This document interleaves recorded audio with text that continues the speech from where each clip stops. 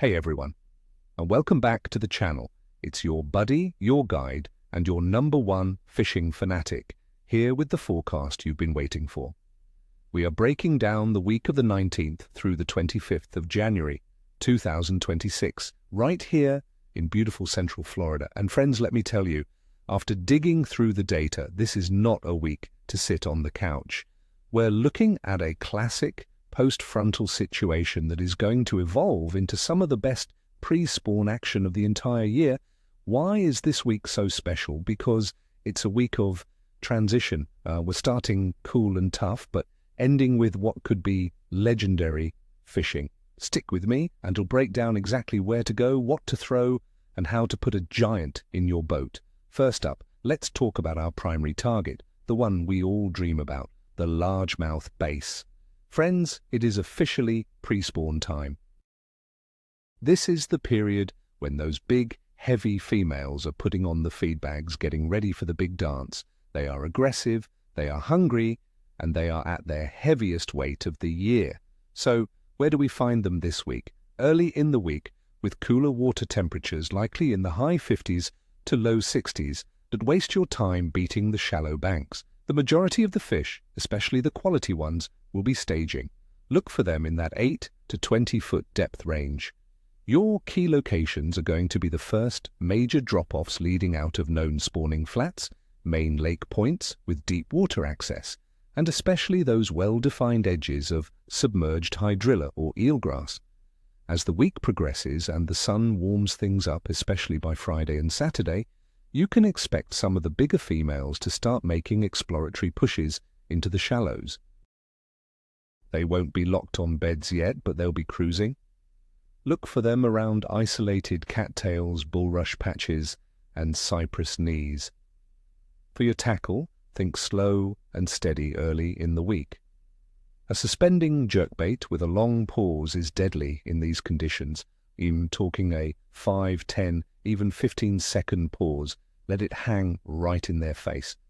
A slowly retrieved Alabama rig mimicking a small school of shad is another fantastic choice for covering water in those staging areas. As the water warms, you can start using soft plastics like a weightless Senko in Junebug or watermelon red, or slowly dragging a creature bait on a Carolina rig along those grassy edges. My little secret for this time of year?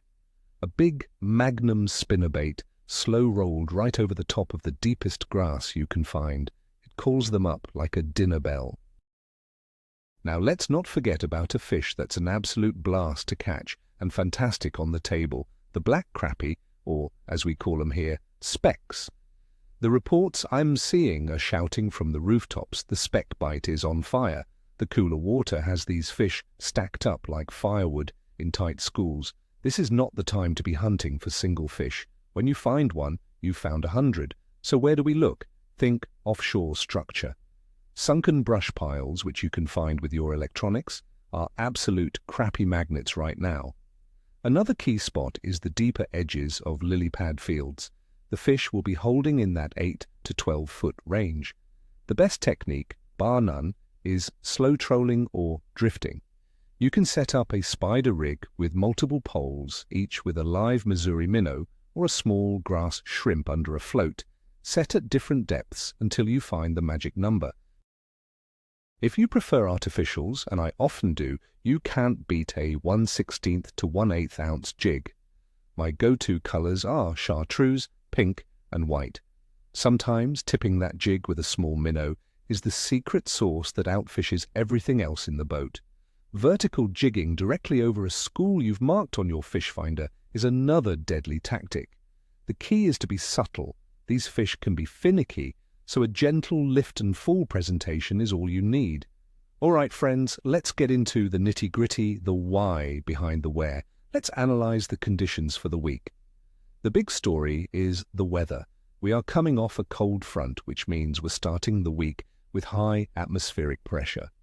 Think clear, bluebird skies, and cooler temperatures. This high pressure can make the bite tough for the first day or two, but here's the key. We are expecting a steady, stable warming trend throughout the week. The wind, which will likely start from the north or northeast at around 5 to 10 miles per hour, will gradually shift to the east, then southeast, and finally south by the weekend. That southerly wind will bring in warmer, more humid air, dropping the barometric pressure and triggering a major feeding response as the weekends, so the fishing should get progressively better each and every day. In terms of water temperature, we're in that magical pre-spawn window. The water is cool, likely in the high 50s, which has the fish's metabolism slowed down a bit, but that warming trend will be like flipping a switch.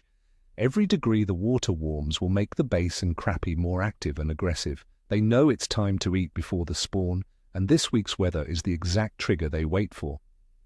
Finally, let's talk about the moon phase, a factor I never ignore. The new moon is on Sunday, the 18th. Our forecast week begins on Monday the 19th, which is the start of the waxing crescent phase. The week ends on the first quarter moon on Sunday the 25th. My friends, in my experience, the days following a new moon leading up to the first quarter are one of the best times to fish all month. The increasing gravitational pull seems to get the baitfish moving and the predators feeding. This moon phase, combined with the stable warming trend, is a recipe for success. So let's put it all together in a day-by-day breakdown. Here is your battle plan for the week. On Monday, the 19th of January, I'm calling for a weak to average bite. The high pressure will be at its strongest with a cool northeast breeze. The fish will be sluggish. You'll need to slow everything down and focus on those deeper staging areas. Patience will be key. For Tuesday, the 20th of January, the bite will be average. The pressure is still high, but the conditions are stabilizing. The fish are getting used to the change. The afternoon bite will be better than the morning. Stick with those slow presentations. On Wednesday, the 21st of January, we're upgrading to a good bite. The warming trend really starts to take hold and the wind should be shifting to the east. The fish will be more active. This is a great day to cover water and find active schools of both bass and crappie. For Thursday, the 22nd of January, the forecast is good and getting better. That warming trend continues and the fish are feeling it. You can start experimenting with slightly faster retrieves.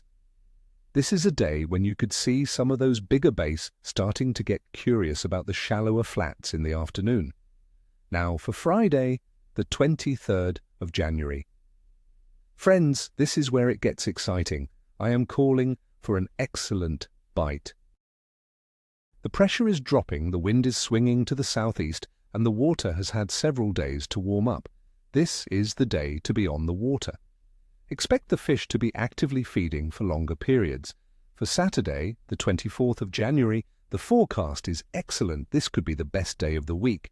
Perfect prefrontal conditions, a southerly wind, and warm afternoon temperatures. The bite should be strong all day. This is your day to hunt for a trophy. And finally, on Sunday, the 25th of January, expect an excellent bite once again. It's the first quarter moon, and the warming trend peaks. The fish will be chewing. Get out there early and stay late. Whew, what a week we have ahead of us, friends. It's shaping up to be a textbook example of how to fish a winter warming trend in Florida. I truly hope this helps you get on the water and make some memories. As always, be safe out there, respect the resource and tight lines. Till next time, don't forget to hit that subscribe button and ring the bell so you never miss a forecast. And drop me a comment below.